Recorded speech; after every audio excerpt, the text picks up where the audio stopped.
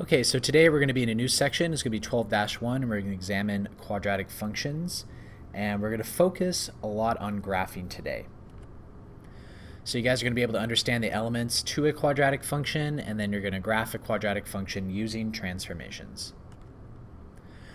So a quadratic function is a function of this form, f of x equals ax squared plus bx plus c, where a, b, and c are real numbers, and a cannot equal 0 because imagine if a was 0, well, that's just a linear equation. So that's why a actually has to be a real number.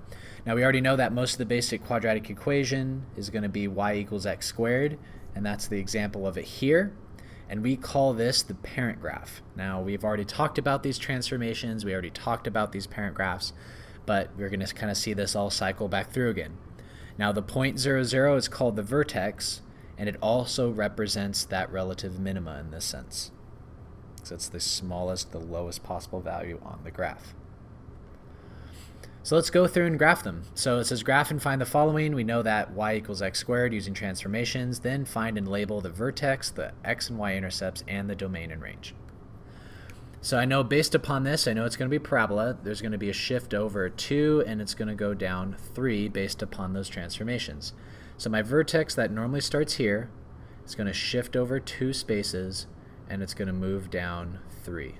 So that's going to be the new value of where my vertex is going to be. So now I just need to pick values. So here's my table.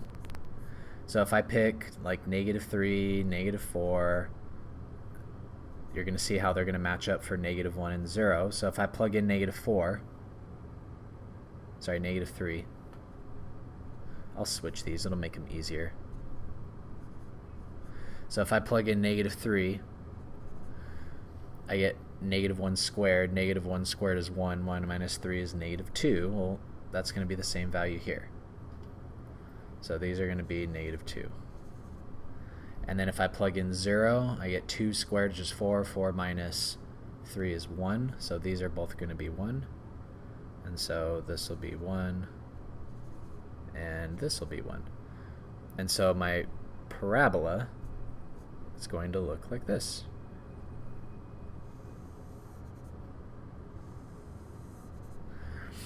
So having said that, find and label the vertex. Well, my vertex is going to be -2 and -3 because that's where it shifted. And then it says the x and y intercepts. So if I wanted to find my x and y intercepts, if I wanted to see where it crosses the x-axis,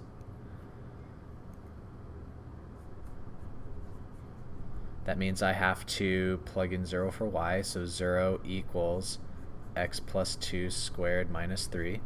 So now solving for x, I'm going to add 3 to both sides. So 3 equals x plus 2 squared, square root both sides, minus 2 on both sides. I get x equals -2 plus or minus √3. So those are going to be my zeros, and then writing them in terms of my x-intercepts, I'm going to have -2 plus √3, 0, and -2 minus √3, 0. And my y-intercept, okay, where does that cross the y-axis? Well, we can see that it crosses here. Or if I just plug in 0 in for x, and if I plug in 0 for x, I get this value here. And my domain and range, so my domain is going to be -infinity to +infinity, like all polynomials, and I just said it was in the previous slide. And my range, we know it starts here at -3, and it's going to go all the way up to +infinity. If I wanted to find my minimum, my min is going to be -3. Next example here. So for this one, looking at my transformation, it's going to move over 3 and it's going to move up 1. So it's going to move over 3 and it's going to move up 1. Now that I have that value here, I can create my chart, plug in some values. I know that at 3 it was 1, so if I pick 2 and 1 and 4 and 5. So if I plug in, let's say 4. 4 minus 3 is 1. 1 squared is going to be 1. 1 times negative 2 is negative 2. Negative 2 plus 1 is negative 1. So these are both going to be negative 1. Now if I plug in positive 1, 1 minus 3 is negative 2. Negative 2 squared is 4. 4 times negative 2 is negative 8. Negative 8 plus 1 gives me negative 7. So these are going to be negative 7. So notice my parabola is going to be, looks a little narrow. That's the reason, is because we have a vertical stretch. And then also goes upside down because we have a reflection. So you see how it all comes back together. So now finding and labeling all that information, my vertex, that's going to be 3, 1.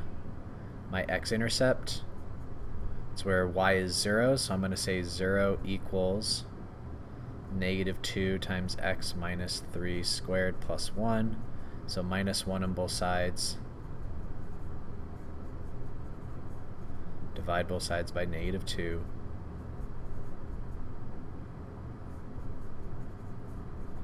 So then if I take the square root, this rationalizes into root 2 over 2.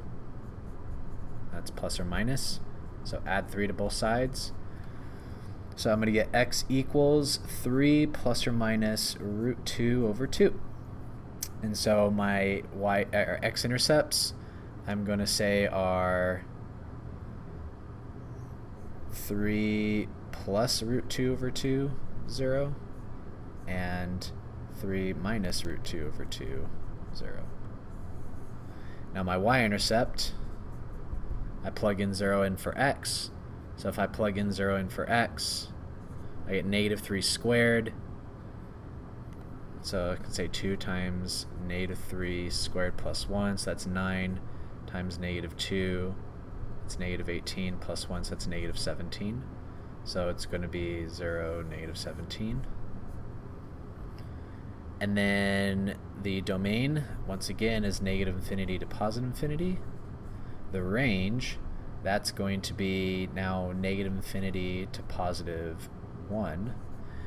So if I were to project it, okay, it's going to go all the way up till I get to that 1. And then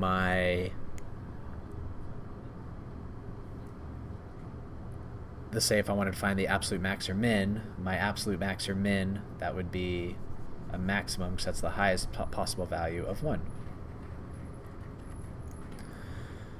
So instead of focusing all that time on finding all the little pieces of information for here, what we're going to do is we're just going to focus on finding the, just kind of graphing it. So just know that it's going to shift over 6 into the negative direction. It's going to move down 1. So 1, 2, 3, 4, 5, 6, and move down 1. And so if you plug in values, it'll look something like this.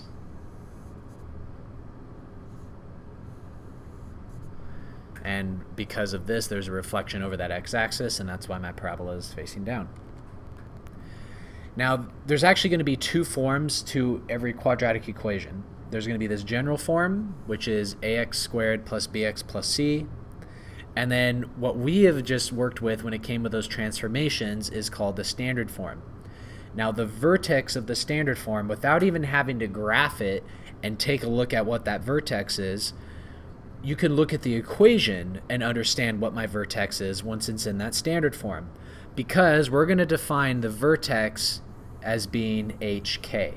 So if my vertex is going to be hk, we should be able to do that. So let's look at an example to be able to determine what my vertex is. So if I have x plus 2 squared minus 3, well, graphing that with the transformation, that moves over negative 2, and that's going to be down 3. So 1, 2, down 3. And so that's going to be here. And then so my graph will look something like this. And then just looking at this, my vertex is going to be negative 2, negative 3. But looking at this here, well, my h if it's saying that my equation is x minus h squared plus k, well then my h says do the opposite here. So doing the opposite, my h is going to be negative 2. My k, do the same because it says plus k, is going to be negative 3. And so my vertex is actually going to be negative 2, negative 3, just by being able to look at my standard form equation there. Now another thing to point out, the equation x equals h is always going to be the axis of symmetry. And so if you notice, if I draw this imaginary line down, now granted I didn't draw my parabola beautiful enough, but this right here is the axis of symmetry, and it's always the equation x equals h. So notice it's the equation x equals negative 2 in this case, a vertical line that goes straight up and down at negative 2. Now the reason why they call that the axis of symmetry is that's the value in which my graph is perfectly symmetric, which means folded of each other perfectly. And then here it says k always represents the relative max or min, and so right here, if I look at my k value, negative 3, well, that's the smallest possible value in my graph, so I have a minimum of negative 3. So closing today's lesson, what did we learn today? Well, we talked about quadratic equations, the general behavior of a quadratic equation, which is like the max or min, finding the intercepts, etc. And we just talked about the different elements of a quadratic equation. So now I want to hear from you. What is the standard form of a quadratic equation? And what is the vertex form of that standard form equation? This does conclude our lesson. If you have any other questions, please leave them in the comments.